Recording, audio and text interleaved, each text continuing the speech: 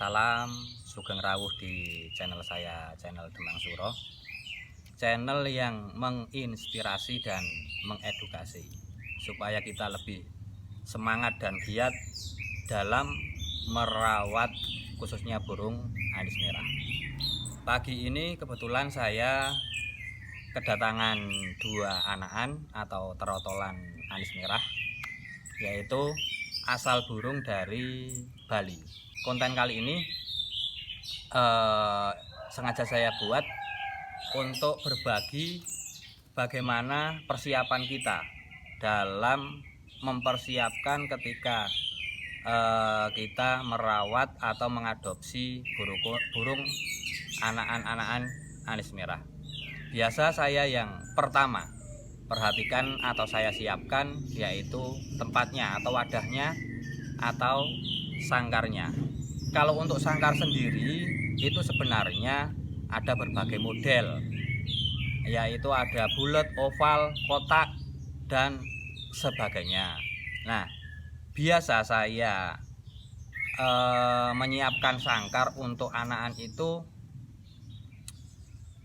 sangkar untuk khusus untuk anis merah. Memang yang pertama saya perhatikan yaitu di model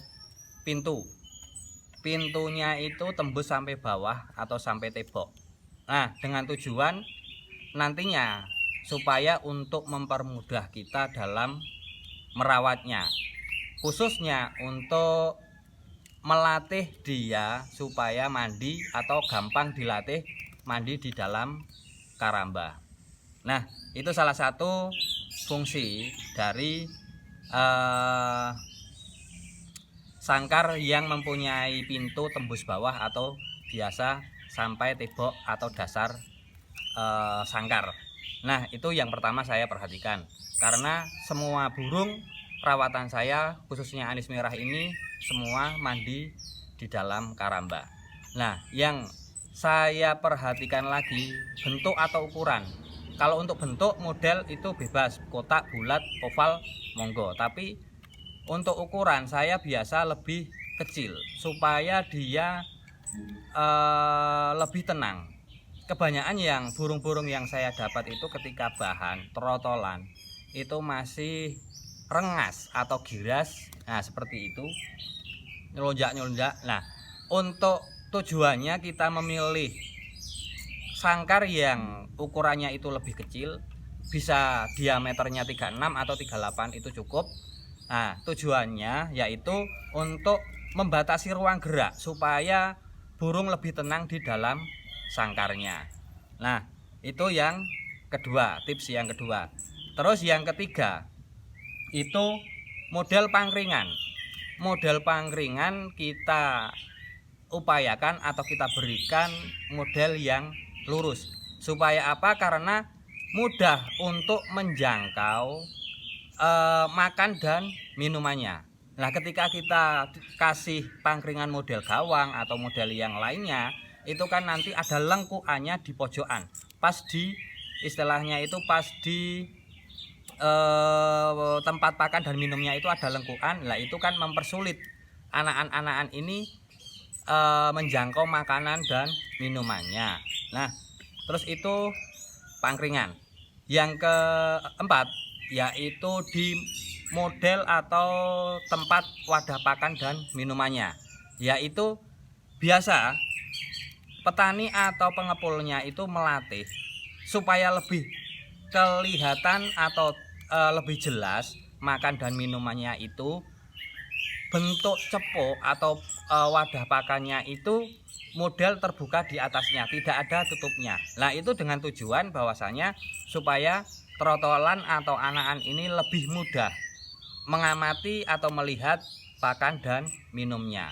Nah, ini pengalaman sebelum tahun-tahun yang lalu dari pengepul mungkin belum. Ini untuk pengalaman saya pribadi, tahun lalu pernah pengepulnya itu mungkin memang ya yang saya sebutkan tadi, menyediakan tempat pakan dan minuman yang tidak bertutup. Nah, sampai sini saya ganti dengan wadah atau pakan yang bertutup. Nah, dia kesulitan untuk makan dan minumnya. Akhirnya ya memang belum rezeki, akhirnya dia tewas atau mati. Nah itu hanya sekedar sharing supaya kita semua lebih berhati-hati dalam menyiapkan model-model sangkar atau aksesoris-aksesoris yang lainnya. Lah itu sudah 4 model atau jenis yang ada di sangkarnya.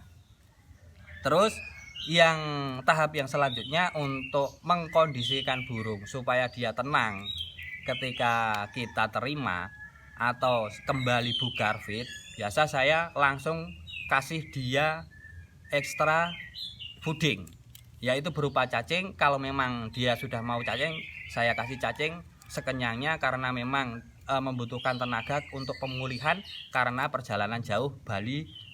Kebetulan saya tinggal di Magelang. Nah itu salah satu tujuan kita memberikan ekstra foodingnya, bisa banyak atau sampai dia benar-benar kenyang supaya staminanya pulih kembali.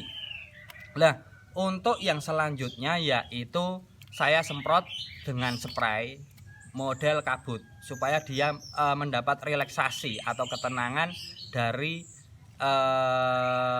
embun atau dari air itu sendiri. Nah seperti itu halnya ketika ini habis saya semprot, itu langsung dia seperti mandi dan merasa nyaman lagi, bugar lagi, fit lagi. Nah itu tips yang kedua untuk mempersiapkan atau merawat ketika habis kedatangan atau mengadopsi trotolan. Nah terus pengamatan yang ketiga yaitu umur dari trotolan itu biasanya kita terima ada yang masih kecil atau dari sananya itu harus masih disuapin, atau sudah kita lepas atau dia mandiri makan sendiri, makan kering, furnya itu sudah makan kering.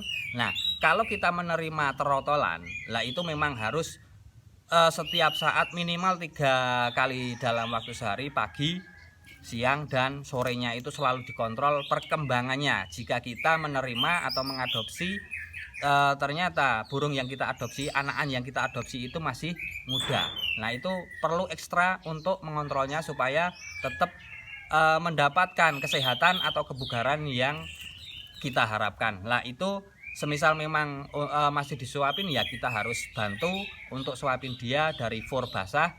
Biasanya nanti akan kita contohkan untuk nyuapin fur basah dan di saya nyuapin untuk ekstra foodingnya. Nah ini kebetulan sudah makan kering tapi ini masih sangat kecil. Saya masih ragu untuk melepasnya, untuk memandirikan dia masih ragu yang satu ini. Ini kebetulan kemungkinan umur 1,5 bulan ketika dia dipanen dari sampai sekarang ini, atau 1 bulanan. Kalau yang sebelah itu memang dia diambil sudah posisi pengambilannya itu mudah hutan, mungkin sudah posisi agak besar. Kalau perbedaan dari pengambilan anakan atau pengunduhan anakan itu yang dari kebun atau dari hutan itu memang biasanya berbeda di karakternya. Seperti halnya yang Anda saksikan di belakang saya ini ada 2 anakan, yaitu dari ambil atau mengunduhnya mengambilnya dari kebun dan dari hutan, atau dari kebun tapi dia sudah posisi besar saat dia diambil. Ini perbedaan sangat jelas karena yang satunya yang muda hutan biasa kita sebut itu agak rengas atau lincah, agresif ya. Kalau untuk yang satunya di samping dia masih muda, pengambilan itu memang dari kebun itu lebih cenderung lebih jinak untuk karakternya. Nah kemungkinan seperti itu tips yang dapat saya berikan untuk pagi ini, untuk kali ini. Semoga bermanfaat. Jangan lupa subscribe channel saya ini jika Anda berkenan, supaya tidak ketinggalan konten-konten yang saya buat dalam keseharian saya merawat khususnya burung anis merah. Terima kasih, semoga bermanfaat. Salam.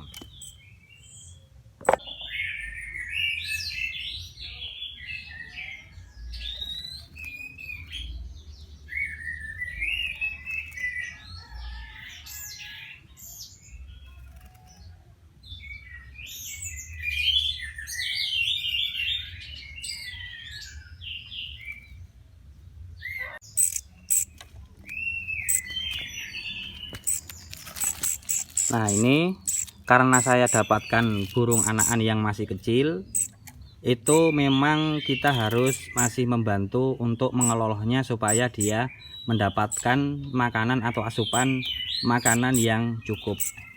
Sebenarnya dia sudah makan kering tapi kan semi. Nah, ini nanti ketika kita lolohkan kok masih sisa, lah itu nanti kita taruh di cepuk yang lainnya di sebelahnya itu. Jadi untuk pemberian makanan kita sediakan fur yang kering dan fur yang basah atau semi basah, supaya dia memilih sendiri makanan yang mana dia inginkan. Nah, seperti ini kurang lebihnya ketika saya membantu untuk meloloh anakan yang masih kita harus membantu untuk mengelolohnya. Nah, ini saya sediakan fur yang saya basahi seperti ini, terus saya campurkan dengan sedikit air panas supaya furnya ini hancur seperti ini, lembut. Nah, ini lebih mempermudah ketika kita membasahi seperti ini untuk dimakan anakannya ini. Nah, ini sudah sebenarnya kalau untuk makan dan minum sebenarnya dia sudah mampu, tapi saya masih rawan ketika melihat kondisinya masih kecil seperti ini. Lah, kurang lebihnya seperti ini.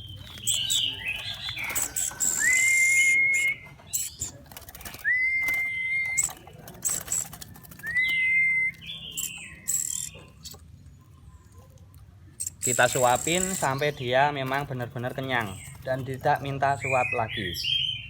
Nanti kan kelihatan. Suapin sedikit demi sedikit, nggak apa-apa. Nah,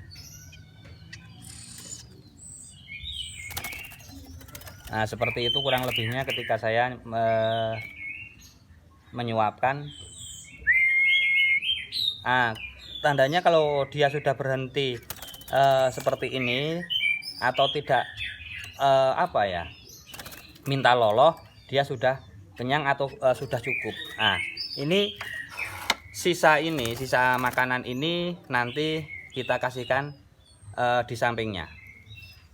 Kita taruh cepuk yang satunya.